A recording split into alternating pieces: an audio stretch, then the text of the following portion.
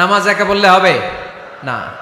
আপনিও নামাজে যাবেন, সন্তানটারেও নামাজে নিয়ে যাবেন, মসজিদে পারা যাবে না? আপনাদের এলাকার মসজিদগুলোকে বাচ্চাদেরকে ঢুকাতে দেন তো আপনারা, না নিষেধ? মসজিদে বাচ্চাদেরকে নিয়ে আসা যাবে না, নিষেধ, এরকম সাইনবোর্ড আছে? হ্যাঁ, পারোডাগারে আছে না? বাচ্চাদেরকে নিয়ে যাবেন, বাচ্চাদেরকে নিয়ে ঢুকবেন, একেবারে ছোট বাচ্চা না, মসজিদের আদব বুঝে, বুঝাইলে বুঝবে, ডায়াপার পরিয়ে নিয়ে যাবে।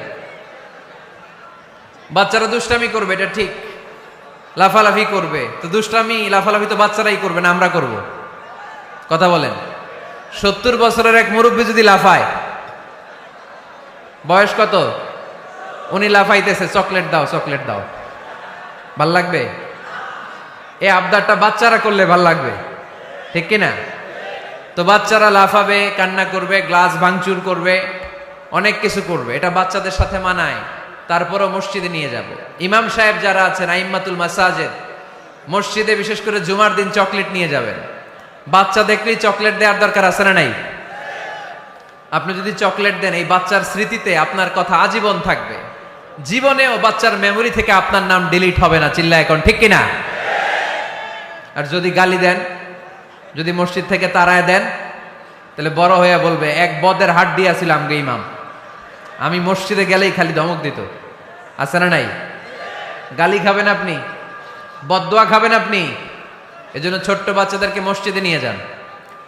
তুরস্কের মসজিদে বিভিন্ন সাইনবোর্ড লেখা থাকে, ওখানে ওরা লিখে দিয়েছে, আমি দেখলাম, যে জামাত চলা অবস্থায় পেছনে যদি বাচ্চাদের কিচির মিচির আর চিৎকার চেঁচামেচি শুনতে না পাওয়া যায়, তাহলে ভবিষ্যৎ প্রজন্ম নিয়ে আপনারা আশঙ্কায় থাকুন, ঠিক কিনা?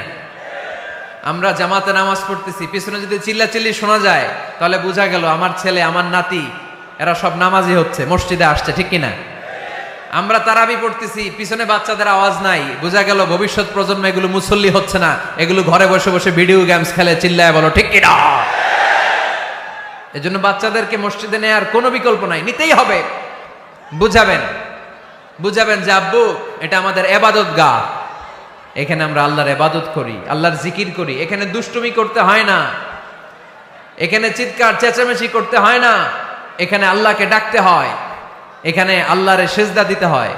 সময়ের বিবর্তনে, কালের আবর্তনে দুষ্টুমি করতে করতে বাচ্চাটা বুঝে যাবে যে মসজিদে কি করতে হয় আর কি করতে হয় না, ঠিক কিনা? এজন্য অবশ্যই অবশ্যই এবং অবশ্যই বাচ্চাদেরকে আপনারা মসজিদে নিয়ে যাবেন, যাতে আমাদের ভবিষ্যৎ প্রজন্ম নামাজি হয়, আমাদের ভবিষ্যৎ প্রজন্মটা মুসল্লি হোক, নামাজি হোক। আমরা চাই কি চাই না? আমাদের ফ্যামিলিগুলো নামাজি হোক, জান্নাতি ফ্যামিলি হোক।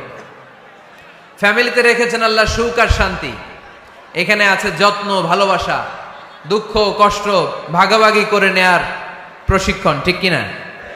ফ্যামিলি, পরিবারকে ইসলাম এত গুরুত্ব দিয়েছে কেন জানেন? গোটা বিশ্বের সব জায়গায় যদি ইসলাম পালন নিষিদ্ধ হয়, আমার পরিবারের ভেতরে আমার ইসলাম পালনের সুযোগ আছে না নাই? বাইতুল মুকাররমে খুতবা দেয়া নিষেধ, মসজিদে নামাজ পড়া নিষেধ, দাড়ি নিয়ে রাস্তায় চলা নিষেধ, টুপি পড়া নিষেধ, কিচ্ছু করা যাবে না, সব জায়গায় নিষেধ। কিন্তু আমার বেডরুমের ভিতরে নিষেধ করার ক্ষমতা কারো আছে? এজন্য পরিবারের অনেক গুরুত্ব। গোটা বিশ্বে যদি ইসলাম পালন নিষিদ্ধ হয়, আমার পরিবারের ভেতরে কেউ নজরদারি করতে পারবে?